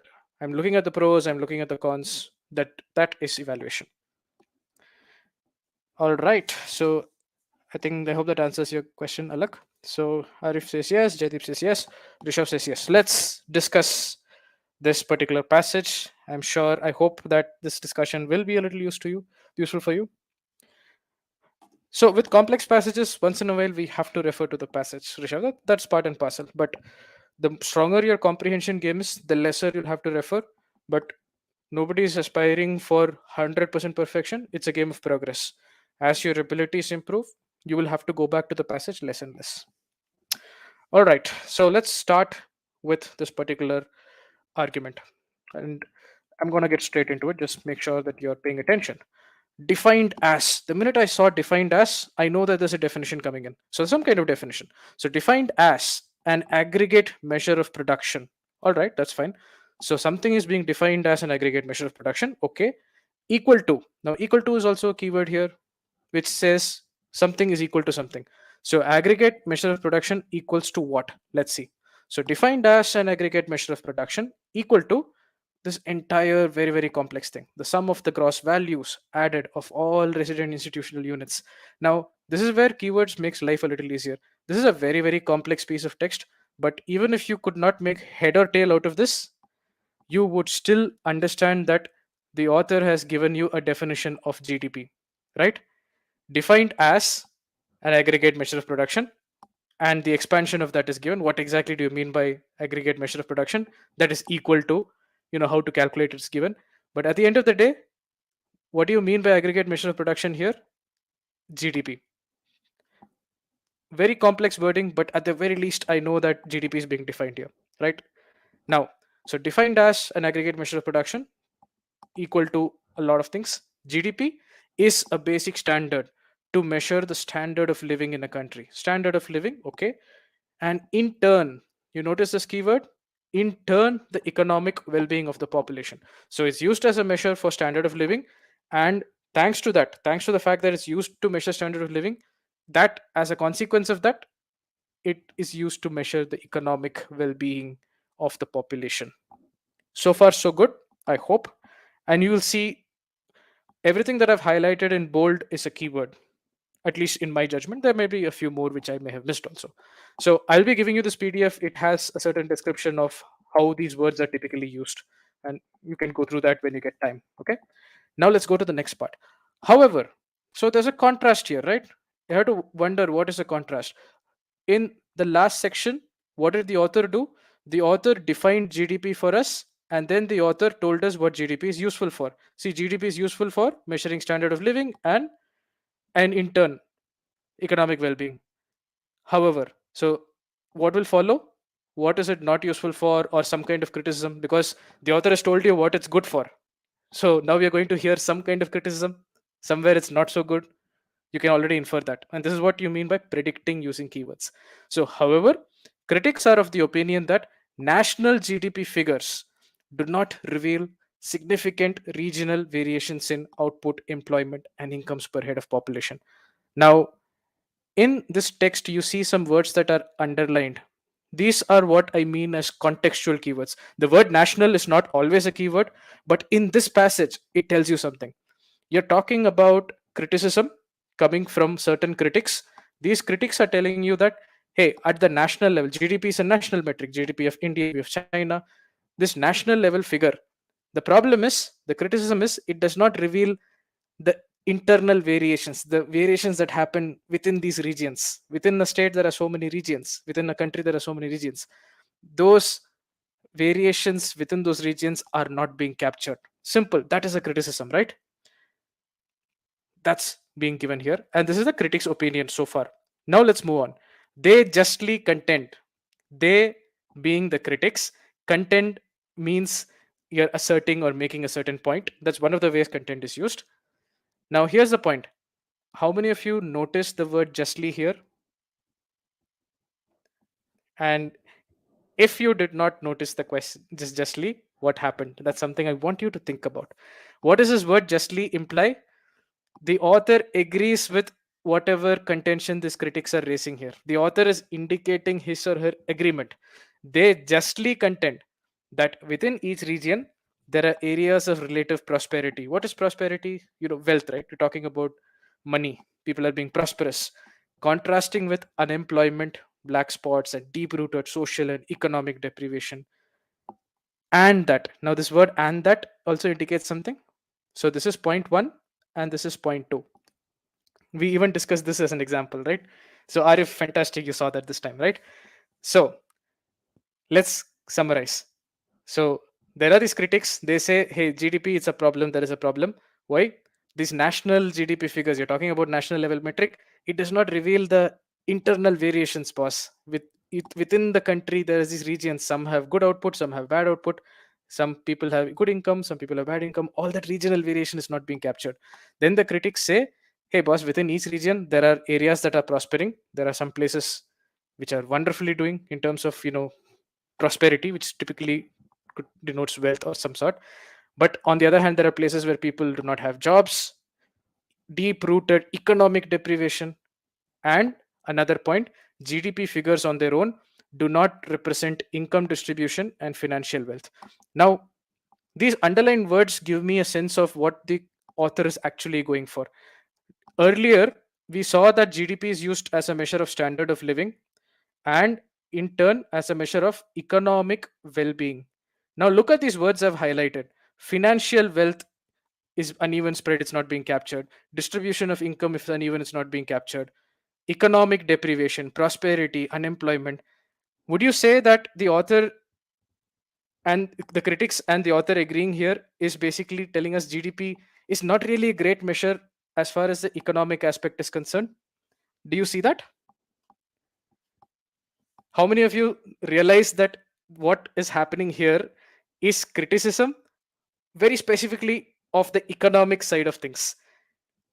Income distribution not good, financial wealth is not happening well, I mean it's not, the spread is not being captured, economic deprivation, some places are prosperous whereas some places people are jobless, which again translates to lack of money.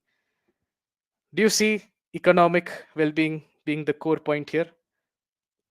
GDP as a measure of economic well-being, it's being attacked by the critics, and the important point is the author agrees with it, right? That's important to understand. Now let's move on to that next paragraph, because now we'll see how this equation gets taken further. The idea that rising national prosperity, the word rising is interesting. See, it is not saying high national prosperity or low national prosperity. Rising, which means increasing. It could increase from a low value or a high value, right? Think about it. So the idea that rising national prosperity again, wealth, so wealth in the country, rising national wealth can still be accompanied. Do you guys recognize this keyword? We had an exercise devoted to it. So it's not that it is definitely, or it's not even that it's always likely to be accompanied. It can still be accompanied by rising relative poverty. So this again is an economic point. So one side, national level, the country looks to be prosperous, but there is relative poverty. There is this poverty that's happening here, right? Relative poverty is the opening line. And again, notice something here, and rightly so. The question you have to ask is, did you notice rightly so? Again, the author is letting you know that he or she or they agree with whatever criticism is being given by the critic here. So these critics have a point that, hey, rising national prosperity, it can still be accompanied by poverty. It is the argument that critics start with regard to going against the use of GDP as a measure of general well-being of the population. You see why I've underlined general? In the last paragraph, we were introduced to GDP as a measure of standard of living, economic well-being. When you talk about general well-being, it sounds more like standard of living, right? When you say general well-being, there would be an economic component and there should be a non-economic component, right? That is general well-being. How well-to-do are people? In other words, this is practically standard of living. But even if we don't get that, that's fine. But think about it. Did you notice that here the author is shifting towards general well-being? The last paragraph was devoted to economic well-being. Now we are beginning to talk about general well-being at some level. And these words can give you all those clues. The idea that rising prosperity can still be accompanied by poverty. Opening line, rightly so. Author agrees with it. And what is the point of the critic? GDP is not a good measure of general well being. This is the main point of the critic. And the author agrees with it. The next line is super interesting. Changes such as, the minute you see such as, you know it's some example is being given for something. Changes such as increase in pollution and other negative externalities can accompany rising national output. Again, notice we are not talking about high national output, extremely high national output. Nothing in the passage has indicated that. We are only talking about increasing national output. Now, I wanted to take a step back and think about what you just read. Increase in pollution, is that an economic point or a non economic point? Jaideep, absolutely correct. Rightly so, is a very important keyword. Now, coming to this increase in pollution, it's a non economic point, right? So, you see how now in this paragraph, the author is introducing the non economic criticism also. And notice one thing, for those of you who chose choice C for the main point, which is actually wrong, this line that you're seeing here, this is not from the critics. This is the author delivering direct criticism from a non-economic perspective. The author is telling us that hey, changes such as increase in pollution, other negative things, those things can also happen along with rising national output. National output is what you saw as GDP, aggregate national output, aggregate production, right? If you see this, then you understand that what is exactly happening here. Critics are not a fan of GDP as far as being a measure of general well-being. It's kind of might be standard of living. Why? First is the economic point, which the author also agrees with, that national prosperity can happen along with poverty. The country may look rich on paper. Think about Dubai. It's a very prosperous nation on paper, but there are relative poverty. Even if you look at a country like at a place like Dubai, that's the example. Rising GDP, this point is direct from the author. GDP can also be accompanied by bad things like increase in pollution. When I think about a factor like increase in pollution, it's a non-economic factor. It kind of talks about standard of living, right? General well-being, standard of living. If you're living in a super polluted country, you will probably think, hey, my standard of living is not that great because the pollution is horrible, right? You're not living in a place which is clean. So let's look at that last portion. Also, so additional point, we already had one round of criticism from the author, direct, that hey, increase in pollution, etc. Now let's look at the other point. Output figures reflect nothing but little on the quality of goods and services produced. Now, this is a keyword which is kind of complex to understand. What does reflect nothing but little? I think of a mirror. Basically, looking at output, I cannot really say anything about quality of goods and services. If it was like a mirror, if you look at output figures, let's say increasing, you would see that, oh, that also means quality of goods is increasing. But here, it's not like a mirror. It reflects nothing but little. Output figures might be good, it might be bad, it might be increasing. But looking at output figures, you cannot say anything about the quality. Quality may be good, it may be bad, it may be increasing, it may be going down. God only knows. So that's what this means. Output figures, or in other words, your GDP. Looking at GDP, you cannot really say anything about the quality of goods and services. You might have absolutely crappy quality of goods. That's possible. Not to mention that, so this is another additional point. Not to mention that the quality of life, which again is a non economic factor, please note, for many could be severely diminished if that increase in national output, or in other words, increasing GDP, right? It has been achieved at the cost of leisure time of the workers working longer than usual. I told you about comparison, remember? Longer than usual does not mean long hours. Some of you chose an answer choice that directly falls into this trap, right? All the passage says is, sometimes people might be working longer than usual, so their quality of life is not, that even if your GDP is going well, even if your GDP is increasing, it does not mean that quality of life is there. Or in other words, it does not mean that a person has a great standard of living, right? GDP might be great, but if I'm working, I used to work 8 hours a day, now I'm working 14 hours a day.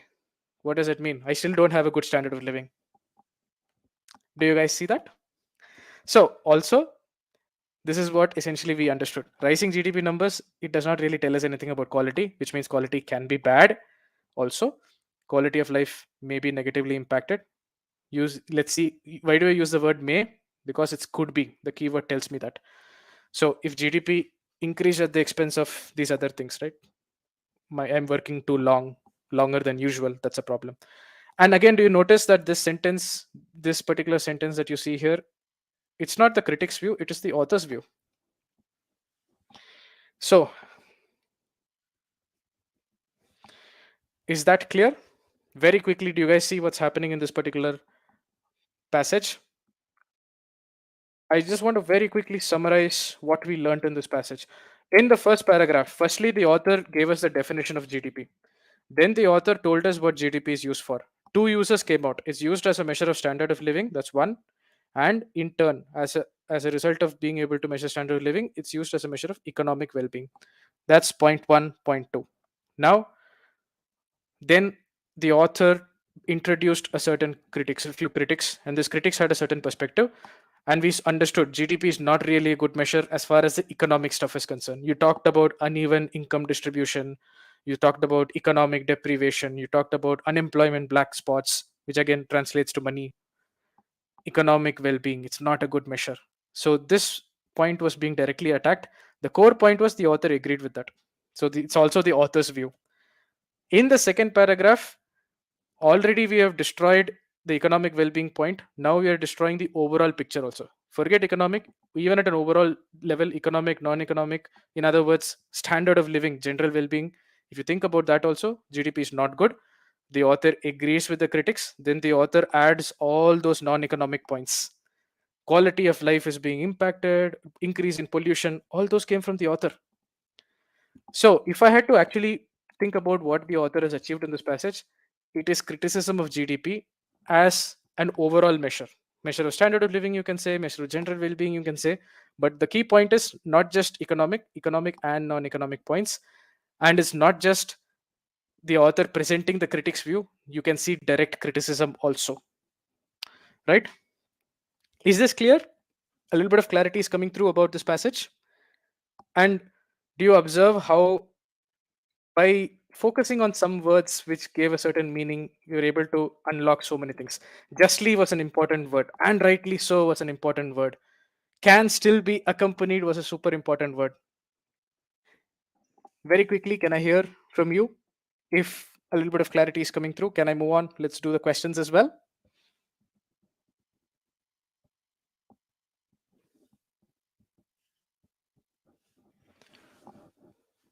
I think Jaideep, your question has been answered there. Longer than usual is all that's given. In a country where people used to work 10 hours, if I'm still working 10 hours, that's not what the author is talking about. But in a country that used to work 10 hours a day, suddenly if I'm working for 14 haurs a day, that's what is being talked about. Longer than usual. And if you don't pay attention to those keywords, there's a trap that you might have fallen in. All right. Thanks, Rishabh, for that confirmation. What about the rest of you? Is this clear? This is utilizing keywords all over to build a better understanding. And these words exist. The question you have to ask is, I told you, how do you build the radar? Go back to this passage. The PDF is here. Go through these words, see what you missed, what you did not miss. If you missed, think about what you can do next time. That's how you build that radar. All right, let's talk about the main point question. And here, very, very simple. The two answer choices that confused a lot of folks were um, B and D. A lot of you chose, but D is the correct answer. Some of you chose A also, defining GDP while presenting its uses. In reality, the criticism aspect is not being captured. There's this entire element of criticism that's happening. That's the bulk of the passage, not being captured at all. Let's talk about choice B, merits and demerits of merits are not even talked about. We know what GDP is used for. Nobody's talked about any good thing about GDP in this passage, right? Option C, which is the most popular but incorrect choice. objectively describing the criticism meted out to the use of GDP as a measure of economic well being. Does this capture the author's direct criticism? Is the author only objectively? Objectively means like a third party. Somebody has done criticism. I'm just putting it in a passage and explaining it to you. That is objectively describing criticism. Doesn't this passage go far beyond that? Isn't the author directly delivering criticism here? And even the objective criticism of the critics, you saw the author is agreeing with that. Don't you see that happening? A keyword like justly and rightly so tells you that it's not objective. If it is objective, that means I am not giving an opinion on that. The minute I'm giving an opinion, it also becomes my opinion. And in the second paragraph, you saw direct criticism from the author. Then how can it be objectively describing the criticism meted out by some random third party critics? The author's emotion, the author's actual intent of criticism is not being captured. Change D to C in the second attempt. You had it right the first time, Arif. But do you see why D is logically the correct answer? What is the author actually achieved through this passage? Criticize the use of GDP, right? Standard of living. Good question, Jaydeep. That's a very good question. When you say standard of living, that includes everything, right? If you don't have enough money, will you still say you have a great standard of living? If you don't have enough money, sufficient money, you don't need to be super rich or anything. But if you don't have enough money to meet your needs, you won't have a good standard of living. When you say standard of living, or when you say general well-being, it covers economic and non-economic aspects. I hope that answers your question. So for those of you who chose E, and some of you are confused about evaluation, firstly, defining GDP is not the real purpose. Evaluating it on non-economic parameters, the fundamental point is it's not just non-economic, right? That entire first paragraph, you saw so much of discussion on economic parameters. That is getting lost, if you notice. So, no. And you talk about evaluating it, when you're saying you're evaluating GDP or non-economic parameters, that means something good about GDP in terms of non-economic parameters should also have been discussed. That also is not happening. So it doesn't meet the definition of evaluation. There is no pro of GDP in terms of non-economic parameter being discussed. So multiple reasons why you should stay away from E. So I hope this helps. Let's talk about the inference question. That's number 2, which is the following can be inferred from the passage. So there's no clue to do any pre-thinking. We go directly to the answer choices. And this was a question where a lot of us struggled. But now let's go through the answer choices, right? In countries where there's little disparity in the distribution of wealth, GDP is the best measure of standard of living. You're already going into very dangerous territory when you're saying best. Firstly, the passage does not really talk about countries which do not have that much of disparity. The passage does talk about cases where there is disparity. The criticism is see, when there is wealth disparity, you're not capturing it correctly. GDP is not good. The passage does not really get into the case of little disparity. Even if it does, nowhere can we infer best measure of standard of living. This entire passage is delivering criticism. Where are you going to get best from? Now, let's look at choice B. Increase in pollution and other negatives negate any increase in national output. And again, what makes or breaks a choice is often just one word. The word negate is problematic. When you say increase in pollution and all those negative externalities, they definitely work against increase in national output. Definitely it's a bad aspect that is given to us by the author. They kind of make GDP not a great measure of national output. But to say it negates any positive impact, any increase in national output, is taking things too far. We don't go into that territory. Option C was ridiculously popular. A lot of you chose this. But do you see the problem? Longer than usual is the only thing that's given us. The passage does not actually go and tell us that, hey, quality of life suffers when people work for long hours. No. Only if they work longer than they used to, longer than usual. It's a very small thing. You would just, when you're solving a passage like this, you would just assume, long hours. If people are working for long hours, quality of life should be a problem. Very easy to just fall for those things, but the passage does not state this. You cannot infer this from the passage. The passage does not imply that, right? we cannot infer this. Let's talk about option D, which is the correct answer. Now, this is a direct translation of reflect nothing but little. That one keyword, if you focus on reflect nothing but little and understand it, you'll see why this is the correct answer. An increase in the overall goods produced by a nation does not on its own signify an increase, corresponding increase in the quality. Or in other words, see, just because more goods are being produced, or in other words, more national output, GDP, just because you have an increase in GDP, does it mean you're going to see an increase in quality? Not necessary, because it reflects nothing but little. Just that may increase, but that does not tell us anything about quality. Option D is the correct answer. Which brings us to the last choice. Um, Again, no information to make such a judgment. Most of you did not choose this.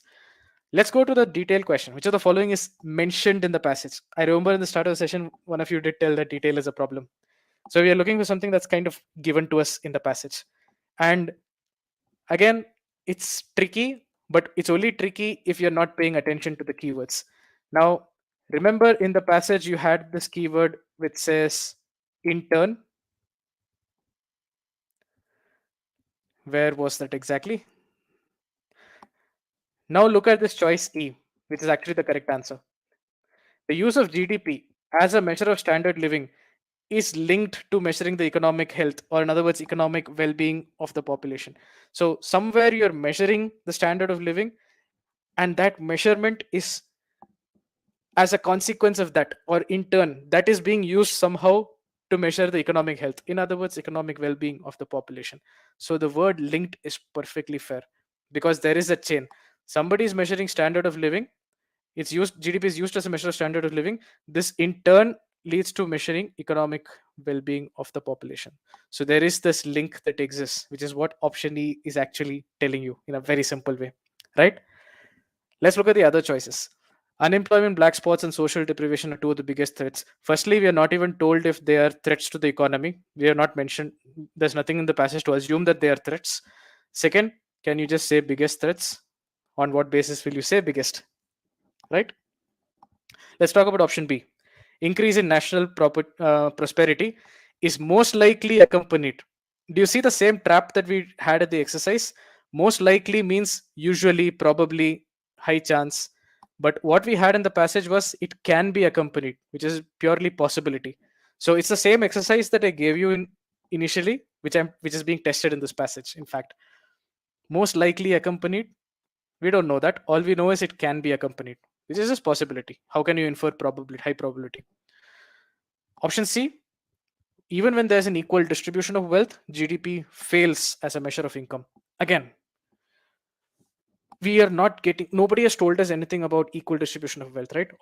The author's criticism of GDP is about it failing as a measure of economic well-being.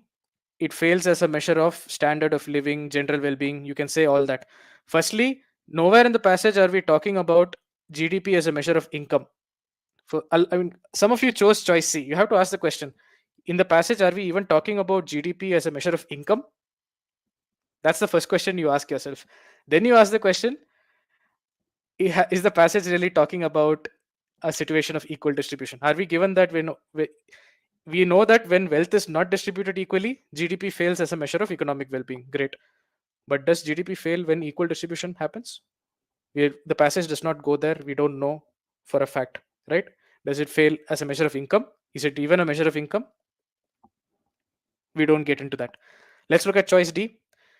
Choice D assumes a certain relationship which you cannot infer from the passage. All I know is looking at the output, it reflects nothing but little on the quality. So looking at output, you cannot say anything about the quality. It doesn't mean that, higher output will mean lower quality. Where do we get that from? I hope this is giving you a picture of how the understanding that you develop through keywords and how even small keywords in your answer choices make all the difference. Question 4, most of you got right. We had 65 to 65% accuracy in the first shot and around 70% accuracy in the second shot, if I remember. Option A is clearly the correct answer. This is kind of what is described in that paragraph 1, right? In paragraph 1, what is the critic's point? Hey, GDP is not a measure for economic well-being. Why? Because national national number, it does not reveal the variations that happen at a regional level. So there are some things that are getting masked which is why your option A is correct, which a lot of you got. I was very happy to see that. So here, I don't see many problems with the answer choices. Most of you are able to get it. So let's not get into that. If there's an answer choice where you're not entirely sure, let me know. I'll be happy to look at that. But again, if you look at the answer choices, success of the nation, no idea. High GDP are better off than low GDP. That comparison is not given in the passage. We don't know about that. Usually achieved at the expense of quality of life. How can you infer this likelihood, this high probability? No idea, right? Similarly, how do we know that high GDP typically produces low quality? We only know that looking at GDP, you can say nothing about quality. So, how can you assume such relationships? Rejecting such choices is also that simple, right? So, I think Jaideep, I answered your question. An increase of GDP is usually achieved at the expense of quality. This is your red flag. This is your keyword in the answer choice that should trigger your thinking. Think about that. Get back to me. Last question. Also, we had pretty good accuracy. Option D is the correct answer. And this is a direct understanding of reflect nothing but little, which is a interesting keyword. So I told you a lot of people chose choice A for this, but look at choice A. The firstly look at the question, which of the following is true based on this particular point, that hey, such output figures reflect nothing but little. Or in other words, looking at the output, you cannot really say much about quality of goods and services. A country with an extremely high national output can produce goods and services that are of low quality. The passage does not tell us anything about extremely high national output. All I know is rising, when national output is rising, then that reflects nothing but little about quality. You could have rising GDP, rising national output with rising quality, good quality, bad quality, anything is possible. There is actually no discussion in the passage about high national output, extremely high national output. You should not just assume that rising means high. Imagine on a scale of 1 to 100. Let's say GDP is on a scale of 1 to 100. I know it's not. I'm just giving an example. Let's say a country last year had GDP of 10 and this year had a GDP of 11. The GDP is rising, but you would be foolish to call it extremely high, right? So the passage consistently talks about rising GDP and not high. That word, if it caught your attention, you'll be extra careful with this one, right? So option A is the trick choice, which a lot of you faltered with. Uh, Option D is correct because it's directly something that you can derive based on reflect nothing but little, which is that keyword. Now, that's about it from my side. Let me see if there is anything else. Had to change the answer of the first question, Alak. So, guys, tell me one thing. Uh, did you feel this is a difficult passage, but now that you've seen how we used keywords, how we did this answer choice analysis, do you see the value of looking at these words? Let me know about that. Meanwhile, this is my takeaways. These are the things that you should know from this particular session. What are keywords? Remember, simple words or phrases. Every word that we saw, even in that last passage, everything simple words, not jargon words. I gave you a full categorization of keywords, which hopefully you will build a radar for in the future. When you start looking for these words, you just start wondering why. If there's one thing I want you to take away from the session, is start looking at RC like a detective would. Look for such words also. Don't just read it like a storybook. Hunt for such words. When you find such words, just take a second and ask the question, okay, what is this doing here? Why did the author put it here? If you focused on justly, you would have understood something. Rightly so, you would have understood something. Longer than usual, spent a second reading that, you would have understood something. All those small things will incrementally improve your RC ability. It's not a race, it is a marathon. It's not easy, but it's also not difficult. You have to build that. I gave you the categories of keywords, but not an exhaustive list. It's a developing list. So take it with a pinch of salt, but it's very useful. How to build a radar, we discussed this, and how to actually go about using this, we discussed this as well. With that, I'm done from my side. I'll be happy to see any other further any feedback from you guys. I'll be happy to see that. Do register for our upcoming sessions. They're coming right up. Strategy session coming up on Saturday, and this is for those of you who are in those initial stages. Especially, you have to create a valuable study plan. You don't want to make a random study plan that you just download off the internet. It may or may not be suited to your strengths, so be careful with that. This session will give you a little bit of clarity on how to plan your preparation. Then comes the geometry. Again, this slightly smiling face is me. If you want to hear more from me, you're welcome to join this geometry session as well. Look forward to seeing you there. If you are in that stage where you need to work on geometry, otherwise, if you're working on verbal, that's a different story, right? And for those of you who want to reach out to us, I do see that some of you do reach out to us about how to go about building the study plan, because I did tell you that it's important. You may want to reach out to us through this link. You can schedule a slot with our mentors. Our strategy experts have coached and personally created 100 plus successful students each. So these are guys with a lot of experience in what works in terms of planning for the GMAT. So it's valuable for a lot of you. All right. Thanks a lot from my end. You guys have been a patient audience. I'm happy to see a lot of you here. Are the categories exhaustive? Absolutely not. It's an evolving science. I've categorized most of the things that we have seen. There could still be a few things that you know we may not have. Right. So I gave you this 8. It's an evolving discipline, I would say that way. I like that. Thanks a lot for that feedback. That's great. Any other questions?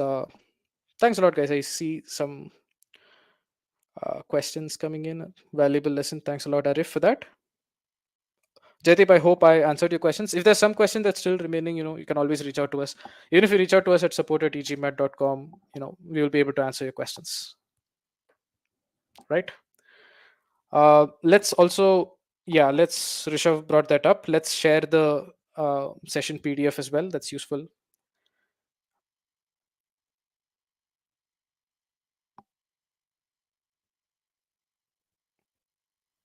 I can tell you one thing. The list that you've seen is the most exhaustive list that exists to date, I believe, in the GMAT universe. I don't think anybody else apart from us has created such a list. And if they've created, it will be a very tiny list.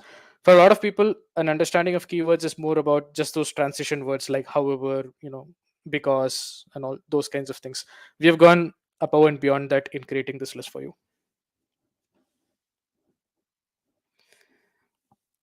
All right. Good to see all that. Yeah. So I think the session PDF has been shared as well. For those of you who are here, also let me know, guys, what other sessions would you want to see from us? Because we do these sessions occasionally, right? It's good to hear from you. Is there a topic in particular that you're not comfortable with? And you're not restricted to RC. We can talk about CR, we can talk about SC. So if there's something there, which you want help with, we would love to design something as soon as we can.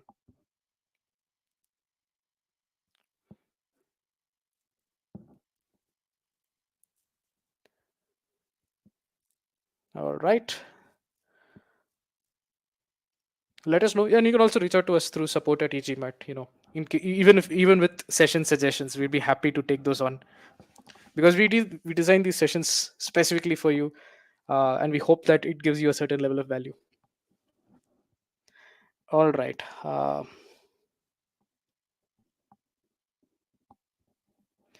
Oh, that's a very interesting one. CR when pre-thinking does not match any options. I think that should be a fun session. Let me think about that. Let us think about that. Maybe we'll have something for you soon. And that's you bring a very interesting point, Rishabh. Pre-thinking, the intent of pre-thinking is never to match with an answer choice. Pre-thinking for me is pre-thinking in our understanding at e-GMAT is basically critical analysis of the logic of the argument. So you've read the argument, then you spend a few seconds making sure you've understood the argument. You should have a death grip on the conclusion and the logic used to arrive at the conclusion. Now that is understanding the argument logic.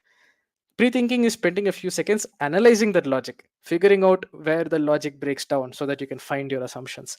So while a lot of the time, typically 60-70% of the time, your answer choice, one of the answer choices will match your pre-thought idea.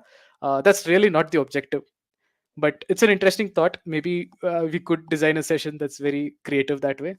So there's a good point, Rishabh. Thanks for bringing that up. Alak says CR. Definitely we can do the CR. Felix, the PDF is shared. You just take that link. That link has an online version of the PDF for you. All right.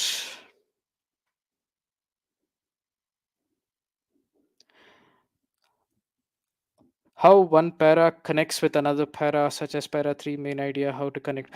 All right, so that's another topic, and it covers one other reading strategy that we use to comprehend passages better. um, so yeah, that's another session idea. That's good. I'll keep that also in mind.